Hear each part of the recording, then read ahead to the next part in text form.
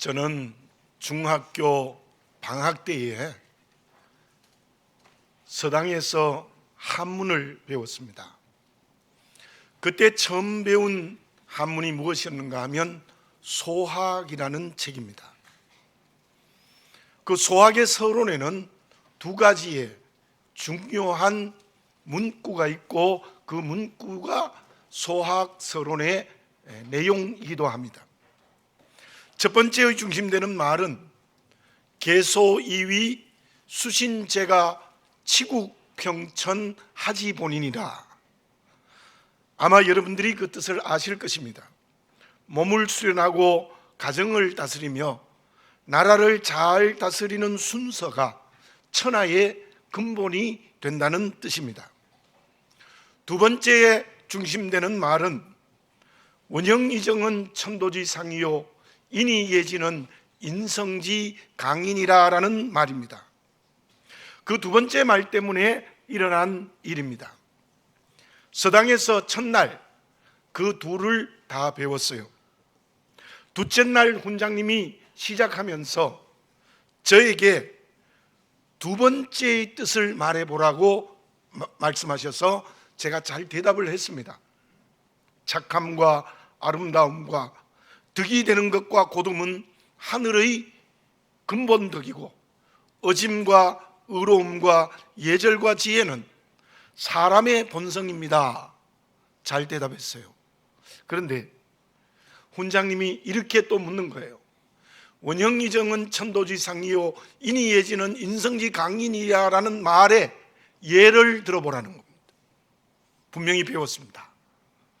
도저히 생각이 나지 않아서 말을 못했거든요. 그랬더니 당장에 저보고 앞에 나오라는 거예요. 그리고는 바지를 걷으라는 겁니다. 종아리에 매를 때렸는데 제 지금 기억으로 5대가 넘는 종아리에 매를 맞았습니다. 제가 분하기도 하고 너무 아파서도 눈물이 났어요. 그 붉은 두 줄의 자국이 오래 갔습니다. 집에 돌아오니 아버님이 저를 불렀습니다. 훈장님이 너를 사랑해서 때린 것이니 서러워하지 말라는 겁니다. 그 말을 들어도 제 마음에 분노가 풀려지지를 않았어요. 나중에서야 훈장님의 뜻을 알게 되어졌습니다. 하나는 저를 사랑해서입니다. 앞으로 더 열심히 공부하라는 뜻이었습니다. 그런데 또 하나는 본보기였습니다. 제가 잘못 대답해서 매를 맞는 것을 보고 배우는 학생들이 제대로 공부하라는 의미에서 마치 군대처럼 제가 본보기로 종아리를 맞았던 것입니다. 지금 생각해 보면 그 훈장님이 참으로 고맙습니다. 제가 그 소학을 통해서 한문도 배웠지만 가정이 어떻게 이루어져야 되고 나라가 어떻게 이루어져야 되고 또한 인간관계가 어떻게 이루어져야 된다는 유교적 덕을 제대로 배웠거든요. 그리고 훈장님은 그 후에도 저를 너무너무도 사랑해 주셨습니다. 훈장님이 사랑해서 때린 덕이라는 것이 이제야 깨달아지는 것입니다. 그 예를 제가 설명할게요. 봄이 되면 만물이 소생하고 여름에 자라고 가을이 되면 성숙하고 겨울이 오면 거둬들이는 것이 하늘의 법칙이다. 그 예를 든 것입니다. 부모의 뜻을 알고 행하면 효도하는 자녀가 됩니다. 스승의 뜻을 잘 알고 행하면 제대로 된 제자가 될 수 있습니다. 친구의 뜻을 알면 좋은 친구가 될 수 있습니다. 그러나 그 뜻을 알지 못하고 행하지 않으면 불효가 되고 제자의 구실을 못하며 좋은 친구가 될 수 없죠. 하나님은 저와 여러분들의 아버지이십니다. 믿음의 자녀가 제대로 되는 길이 무엇일까요? 그것은 아버지 되시는 하나님의 뜻을 바르게 알고 행하는 것입니다. 하나님의 뜻을 알지 못하고 내 뜻대로 내 마음대로 행하면 그것이 불신앙입니다. 그렇다면 그 하나님의 뜻이 구체적으로 무엇일까요? 여러 가지의 덕목이 있습니다마는 본문의 말씀에서 그 덕목을 찾아보겠습니다. 17절을 제가 먼저 봉독해 드리겠습니다. 그러므로 어리석은 자가 되지 말고 오직 주의 뜻이 무엇인가 이해하라. 어리석은 자가 되지 말고 주의 뜻이 무엇인가를 이해하라. 바울이 이 말로 에베소 교회를 권면할 때에 주의 뜻이 무엇이겠습니까? 앞뒤 문맥에서 여러 가지 덕목을 설명하지만 그 중심이 되는 덕목이 20절입니다. 제가 다시 읽겠습니다. 범사에 우리 주 예수 그리스도의 이름으로 항상 아버지 하나님께 감사하며, 아버지 하나님의 뜻을 제대로 알고 행동하는 구체적 내용이 범사에 항상 아버지 하나님께 감사하는 것입니다. 이스라엘 백성들의 죄가 무엇입니까? 출애굽해 주니 감사했습니다. 얼마의 시간이 지나지 않아 홍해 앞에 와서는 하나님을 원망하고 모세를 죽이려고 했습니다. 그 홍해를 건너니 또한 감사했습니다. 먹을 거 없으니 또다시 불평했습니다. 고기 먹고 싶다고 또 불평했습니다. 그야말로 이스라엘 백성들의 광야의 행진은 감사와 원망의 교차가 계속되어진 것입니다. 그들은 여호수아와 갈렙을 제외하고 한 사람도 약속의 땅인 가나안 땅에 들어가지 못했습니다. 그 이유는 범사에 항상 감사하지 않았기 때문입니다. 나창효 목사님이 어느 날 제게 문자가 왔습니다. 5가지 감사를 쭉 나열하고 목사님도 5가지 감사를 내게 보내주십시오. 이렇게 문자가 왔어요. 그 5가지 감사가 구체적으로 감사의 제목을 찾는 것이기 때문에 필요합니다. 분명히 좋을 수 있습니다. 근데 제가 어떻게 했을까요? 이렇게 답장을 보냈습니다. 모두 감사한데 왜 5가지만 감사하느냐, 이렇게 보냈습니다. 그랬더니 그 후에는요, 5가지 감사를 서로 나누면서 아래에 글을 써요. 범사에 감사합시다. 데살로니가전서 5장 18절에 이러한 말씀이 있습니다. 범사에 감사하라. 이것이 그리스도 예수 안에서 너희를 향하신 하나님의 뜻이니라. 1년에 주신 은혜에 감사하는 예배를 하나님께 드리고 있습니다. 성령으로 어떤 원망도 불평도 버리시기를 바라겠습니다.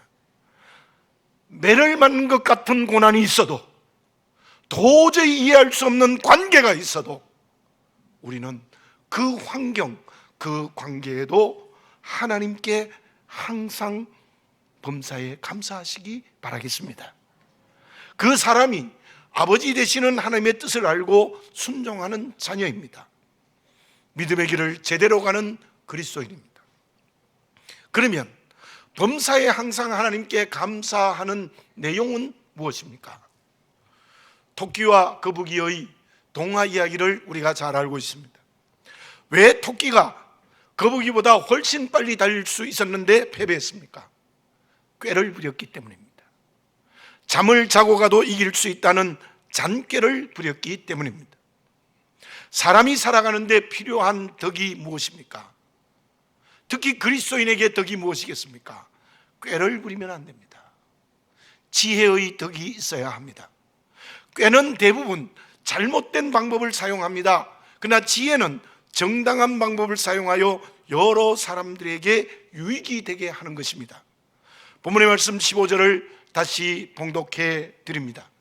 그런즉 너희가 어떻게 행할지를 자세히 주의하여 지혜 없는 자같이 하지 말고 오직 지혜 있는 자같이 하여.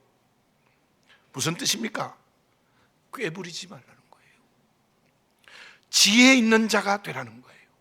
그렇다면 지혜 있는 자가 어떤 사람인지 그 다음 설명에 나와 있습니다. 16절을 읽어봅니다. 세월을 아끼라, 때가 악하니라. 꾀를 부리지 않고 지혜롭게 살아가는 그리스도인은 세월을 아껴야 합니다. 여기에 아낀다는 말은 그 원어의 뜻이 이러합니다.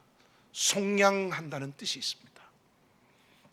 종에서 자유하도록 종의 값을 지불하는 것이 아낀다의 뜻입니다. 주님이 십자가에서 내 죄값을 모두 지불하신 것이 아낀다는 뜻입니다. 그렇다면 그 말씀이 오늘 우리에게 어떤 의미가 있습니까? 저와 여러분에게 주어진 하나님이 은혜로 주신 모든 시간들, 빈부귀천 남녀노소를 막론하고 똑같이 은혜의 선물로 주신 오늘이라는 시간을 예수님의 구원의 사건으로 채우라는 겁니다. 속량의 사건으로 다 채우라는 겁니다. 다른 것을 오늘의 시간에 채우면 안 된다는 거예요. 빠삐용이라는 영화가 있습니다. 실화를 영화로 만든 겁니다. 빠삐용이 외로운 섬에 있는 감옥에서 비참하게 살아갑니다. 벌레를 잡아먹으면서 생명을 유지합니다. 그러면서 그때 빠삐용이 하나님을 향하여 항변을 합니다. 하나님, 제가 도대체 무슨 죄를 범했기에 이렇게 고통당해야 합니까? 그때 하나님의 대답이 이러하십니다. 너의 죄는 시간을 낭비한 죄이다. 하나님이 은혜로 주신 시간을 구원으로 채우지 않으면 하나님 앞에 시간을 낭비하는 죄입니다. 이런 돈은 어쩌면 찾을 수 있습니다. 그러나 오늘이라는 시간의 선물을 잃어버리면 영원히 찾을 수 없습니다. 저와 여러분, 오늘 하나님이 선물로 준 이 시간에 주의 말씀을 채우시기 바라겠습니다. 구원의 역사를 채우시기를 바라겠습니다. 주님의 십자가의 구원의 역사가 오늘 내가 살아가는 삶의 시간에 채워지는 선택의 결단을 하십시오. 세월을 아끼라, 우리 주 예수 그리스도의 엄히하신 명령입니다. 그렇다면 시간을 아낀다, 시간을 구원한다, 시간을 말씀대로 채운다는 것이 구체적으로 무엇입니까? 예수님의 공생의 3년 기간을 가만히 보면 그 3년의 공생 기간의 모든 시간에 구원의 사건이 일어났습니다. 말씀으로만 채워졌습니다. 그것을 주님은 무엇이라고 말씀하셨습니까? 예수님의 공생의 첫 일성이 마가복음 1장 15절에 있습니다. 제가 읽어보겠습니다. 이르시되 때가 찼고 하나님의 나라가 가까이 왔으니 회개하고 복음을 믿으라 하시더라. 예수님은 모든 3년의 공생의 시간을 하나님의 나라로 채우셨다는 겁니다. 우리가 시간을 아낀다, 정말 시간을 하나님의 뜻대로 사용한다, 시간 속에 구원의 역사가 일어나고 말씀을 채운다는 뜻은 오늘의 모든 시간을 하나님의 나라가 되게 하는 겁니다. 우리에게 지금이라는 시간이 있습니다. 다시 오지 않는 종말론적인 시간입니다. 어떻게 살아야 됩니까? 하나님의 나라가 되게 해야 합니다. 가장 먼저 우리의 마음이 하나님의 나라가 되어야 됩니다. 마태복음 13장이 하나님 나라의 비유입니다. 그 첫 번째 비유에 4가지 밭이 나오는데 그 4가지 밭은 마음의 밭입니다. 이기적인 욕심이 가득한 길가의 마음밭이 되면 안 됩니다. 돌밭처럼 믿음의 뿌리가 약해져도 안 됩니다. 가시떨기처럼 물질과 세상의 염려에 매여 있지 않아야 합니다. 저와 여러분, 내 마음이 하나님의 나라가 되어 있습니까? 길가, 돌짝밭, 가시떨기가 없습니까? 오늘 이 시간 성령으로 내 마음을 일구는 기경의 역사를 체험하시기 바라겠습니다. 길가를 버려야 됩니다. 돌짝밭 버려야 됩니다. 그리고 가시떨기도 버려야 합니다. 그래서 좋은 땅이 돼야 됩니다. 그 좋은 땅이 하나님의 나라입니다. 그 마음의 말씀이 들리면 100배, 60배, 30배의 열매를 얻는 놀라운 역사가 일어나요. 우리 먼저 마음이 하나님의 나라가 돼야 됩니다. 그 사람이 아버지 하나님께 감사드리는 사람이 될 수 있어요. 그리고 둘째로는 삶의 현장, 삶의 자리가 하나님의 나라가 되어야 합니다.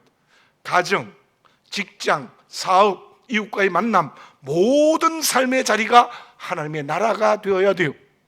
그게 시간을 아끼는 사람이에요. 그 사람이 오늘의 시간을 말씀과 구원의 역사를 채우는 그리스도인입니다.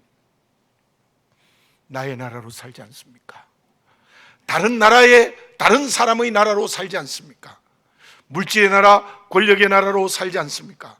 그것은 하나님 앞에 시간을 낭비하는 죄를 범하는 것입니다. 그 사람이 꾀를 부리는 사람입니다. 지혜롭게 산다는 것은 내 삶의 자리가 하나님의 나라가 되어야 합니다.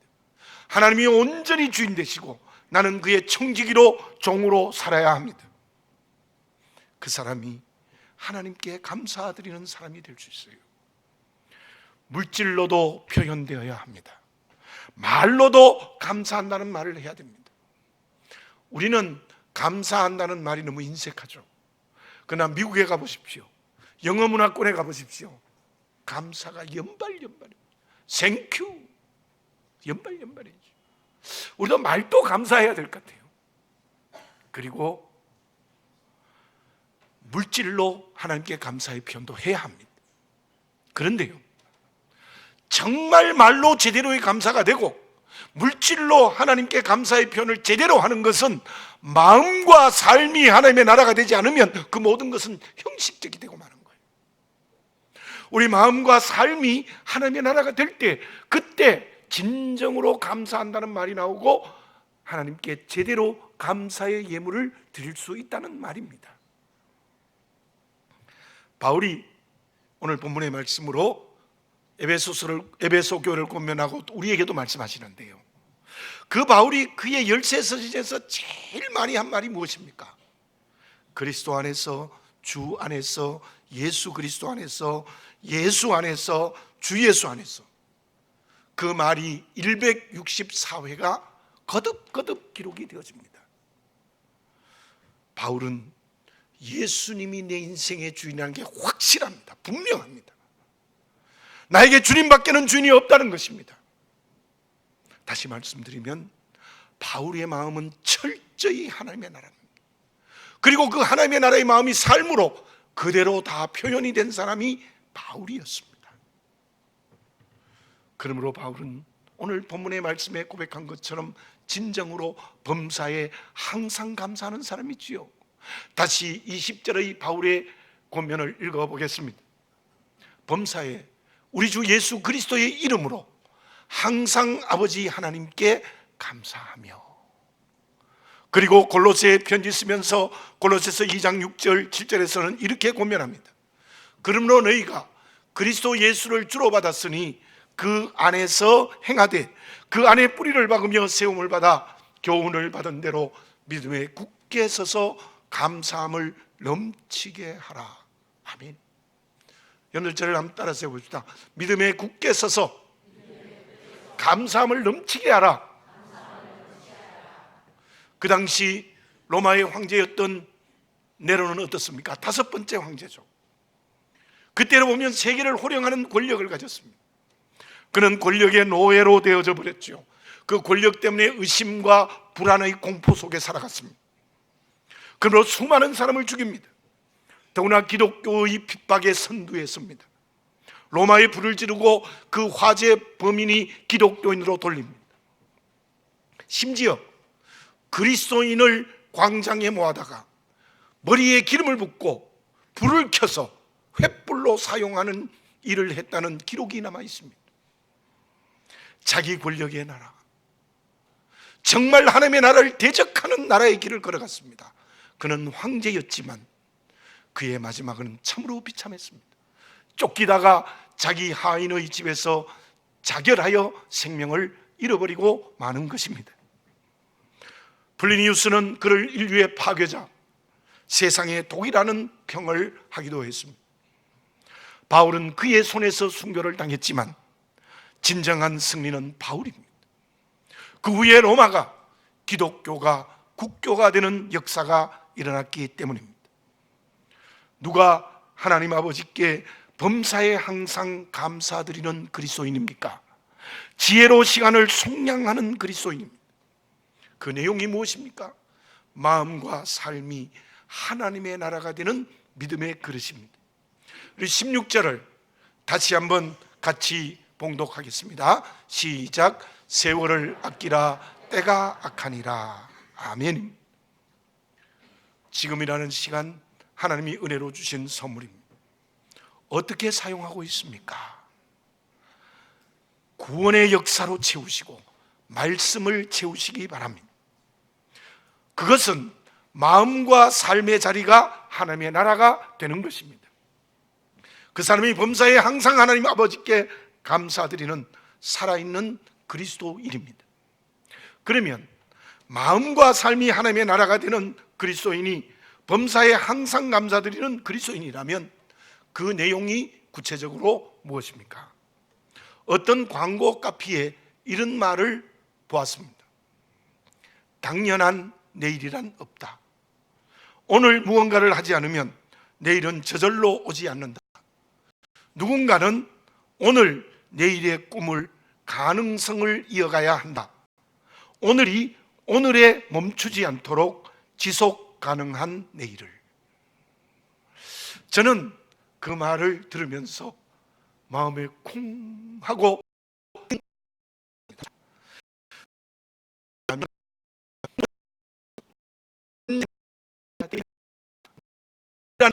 삶을 산 사람이나 그리스도인은 내일 미래를 향하여 열려져야 된다는 것입니다.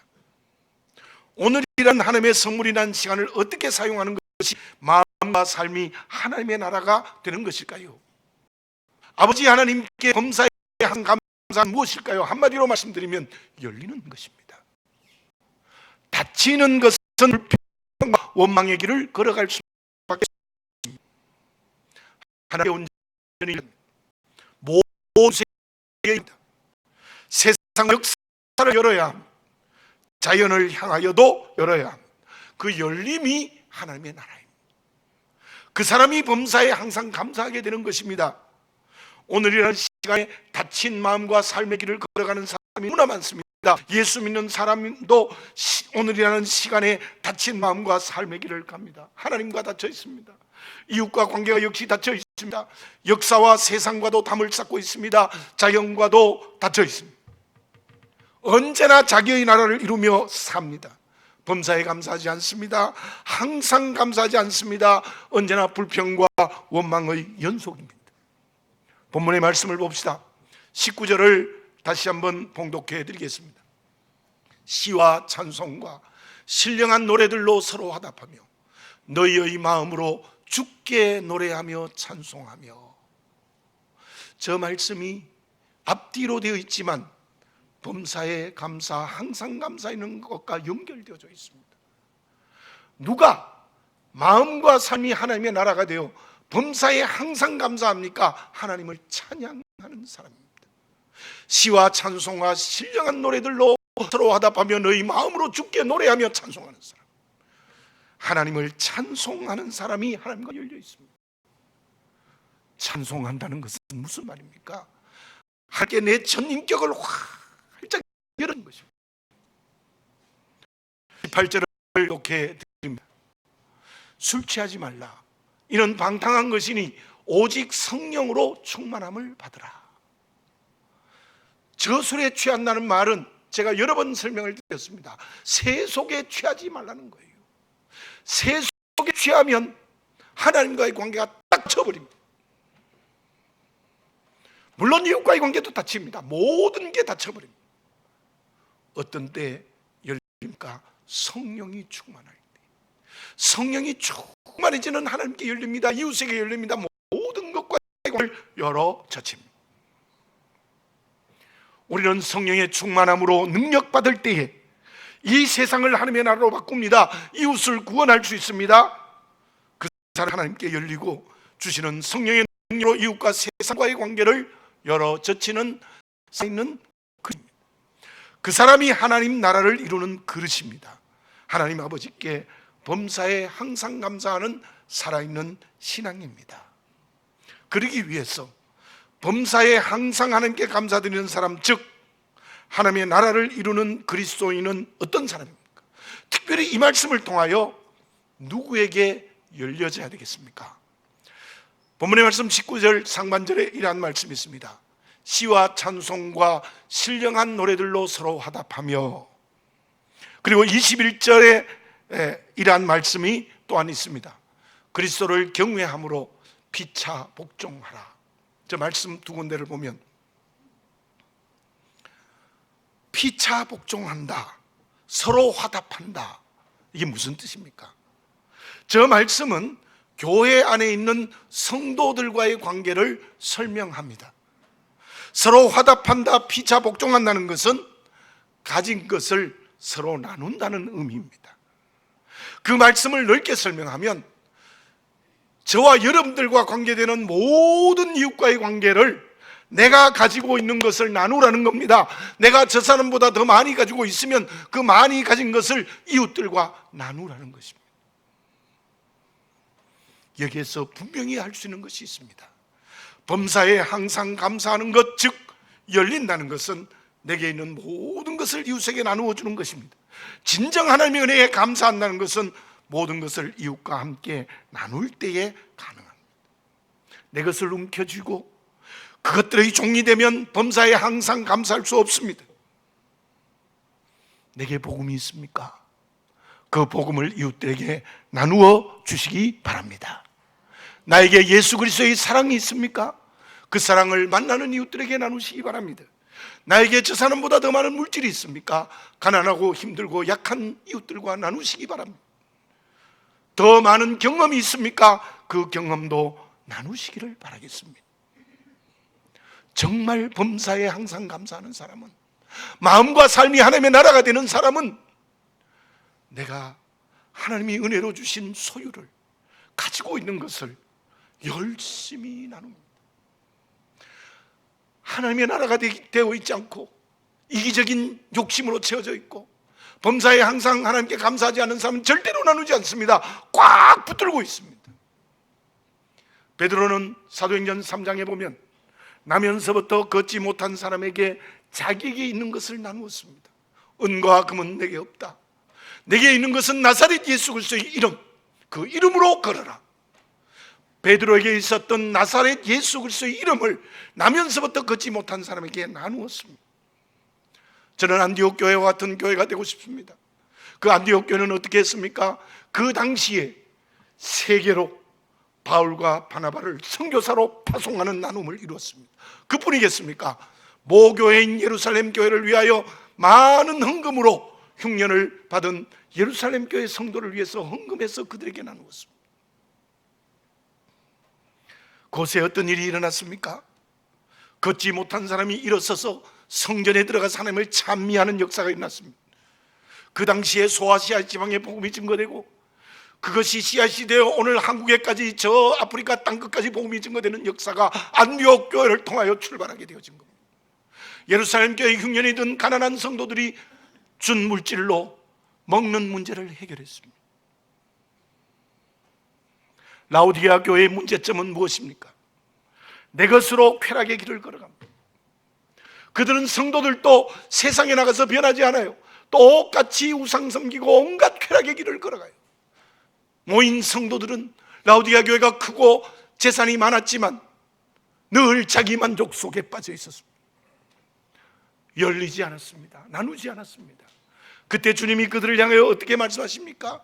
영으로 가난하다, 눈이 멀었다, 벌거벗었다, 그 수치를 알아라, 회개하라, 강하게 책망하지 않았습니까? 사랑하는 교우 여러분, 범사에 항상 감사하는 그리스도인은 하나님께 드릴 것을 제대로 드려야 됩니다.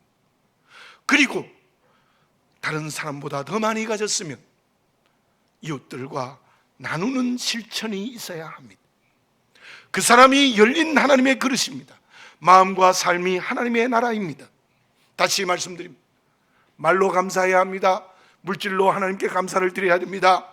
그것이 제대로 되기 위해서는 내게 있는 모든 것, 다른 사람보다 더 많이 가진 것을 이웃들에게 풍성히 나누어야 합니다. 우리 교회가 그렇게 나누어야 됩니다. 성도들이 그렇게 나누어야 됩니다. 그 사람과 교회가 범사에 항상 하나님께 감사드리는 살아있는 그리스도인, 생명이 넘치는 교회가 될 수 있을 줄로 믿습니다. 그러면 범사에 항상 감사하는 그리스도인은 하나님께서 어떤 은혜를 주실까요? 예수님께서 누가복음 17장에 보면은 10사람의 나병 환자를 치유해 줬어요. 그 나병은 그 당시에 정말 천형의 병이었죠. 진 밖으로 쫓겨가는. 10사람을 말씀으로 고쳐줬는데 아래쪽에 있는 유대 사람 9사람은 그냥 가버렸습니다. 사마리아 사람 한 사람만 주님 앞에 엎드려 감사했습니다.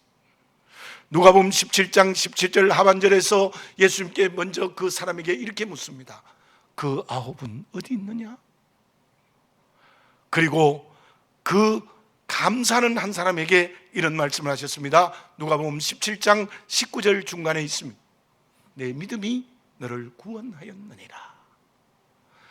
감사하는 사람에게는 내 믿음이 너를 구원하였다는 말은 무슨 뜻인가 하면은 이 사마리아 사람은 육체도 치유를 받았고 영도 구원을 받았다는 거예요. 그러나 유대 사람 9사람은 육체의 병으로 끝났다는 거예요. 그리고는 예수님이 질문하신 그 질문이 나에게 주시는 음성으로 들으시기 바라겠습니다. 그 9은 어디 있느냐? 이 사건을 보면 범사에 항상 하나님께 감사하면 하나님이 점점 더 많은 축복을 해주십니다. 보세요. 9사람 육체의 병으로 끝났는데 한 사람 감사하는 사람은 육체의 병에다가 영적인 구원까지 허락해 주셨습니다. 그렇습니다. 성경 전체를 읽어보면 정말 우리가 범사에 항상 감사하면 하나님께서 점점 더 큰 축복을 주시는 거예요. 신앙의 축복, 물질의 축복, 건강의 축복, 자녀의 축복 다 주세요. 어떻게 하면요? 범사에 항상 감사하면 점점 더 많은 축복을 주시는 거예요. 그러나 범사에 항상 하나님께 감사하지 않으면 그 축복이 끊어지고 마는 것입니다. 사랑하는 교우 여러분들, 1년에 한 번 1년을 감사하며 오늘 추수감사 예배를 드리고 이제 한 달 남짓 남아있는 이 해를 하나님의 뜻대로 살겠다는 결단의 주일입니다. 아버지 하나님께 범사에 감사드리고 있습니까? 항상 감사드리고 있습니까? 기도드리겠습니다. 거룩하신 아버지 하나님, 진정으로 하나님이 은혜로 주신 시간을 하나님의 나라로 채워가는 세월을 아끼는 지혜 있는 그리스도인이 되어 있는지 저희들 자신을 정직하게 보게 하시고 저희들 진정 내 마음과 삶이 하나님의 나라가 되어 언제나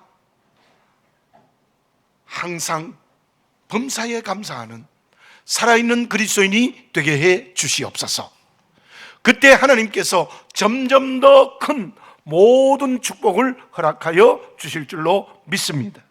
우리 성함교회가 그렇게 되게 해 주시옵소서. 오늘 예배를 드리는 모든 교우들이 범사에 항상 감사하는 그릇들이 되게 해 주시옵소서. 그러므로 우리 교회를 점점 더 크게 축복하시고 나를 점점 더 축복하시는 하나님의 축복의 은총을 체험하게 하여 주시옵소서. 하나님의 아들 우리 주 예수 그리스도의 이름으로 기도드립니다. 아멘.